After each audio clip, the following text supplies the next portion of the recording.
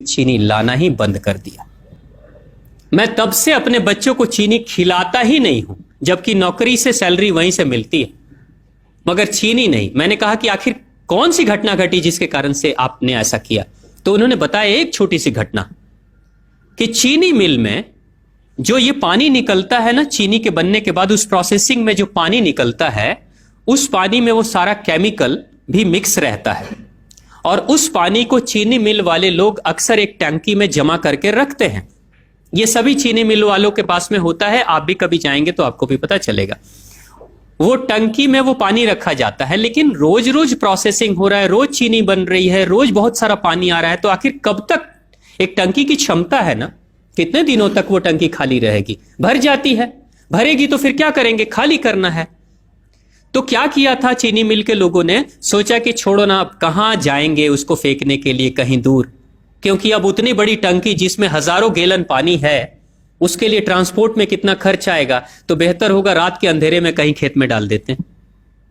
क्योंकि जनरली फैक्ट्रियां तो होती हैं ऐसे ही बिराने में, तो कहीं डाल देते किसी खेत में, क्या पता चलेगा पानी है कि चीनी मिल का पानी है क्या है। तो ये सोचकर मैनेजमेंट वाले लोगों ने रात में ही उस पानी को खेतों में छुड़वा दिया और नतीजा यह हुआ कि उस खेत की सारी फसल जल गई, मिट्टी बंजर हो गई। और जब किसान पता करने लगा कि आखिर क्या हुआ मेरे खेत में, जब चेकअप कराया वो मिट्टी का, तो पता चला कि इसमें तो चीनी मिल का जो वेस्ट मटेरियल है वो डाला गया है। तब उसको खबर मिली कि हां, किसी स्टाफ ने बताया कि हां, हमारे चीनी मिल से ही पानी डाला गया था आपके खेत में और पूरी मिट्टी बंजर हो गई। उसने केस कर दिया और चीनी मिल वाले को मुआवजा देना पड़ा लाखों रुपए। तभी से वो स्टाफ कहते हैं कि जो मिट्टी को बंजर कर दे वो इंसान के शरीर में जाए तो क्या करेगी। उसी के बाद से मैंने अपने घर में चीनी लाना बंद कर दिया। और सच्चाई है, लगभग अगर आप देखेंगे तो अंग्रेजों के आने के समय अंग्रेज पहला चीनी मिल इन्होंने भारत में ही लगाया था।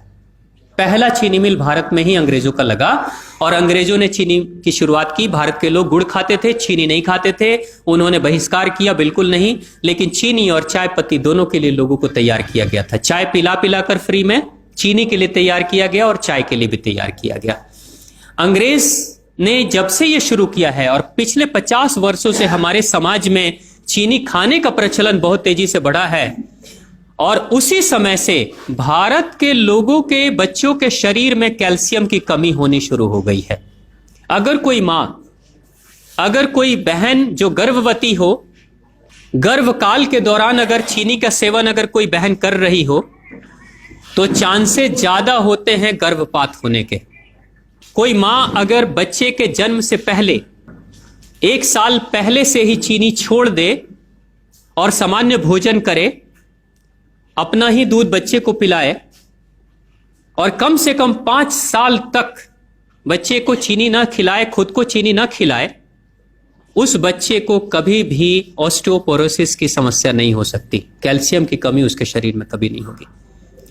चीनी जब जाती है आपके शरीर में, तो बाहर जब निकलती है तो अकेले नहीं निकलती, कैल्शियम लेकर निकलती है। चीनी कैल्शियम लेकर निकलती है, हड्डियों को गलाकर निकलती है।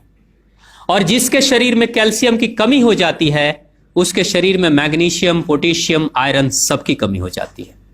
कैल्शियम वो तत्व है कि जिसके शरीर में कम हो जाए, सारे तत्व कम हो जाएंगे। और कैल्शियम की कीमत पे चीनी हम खाते हैं।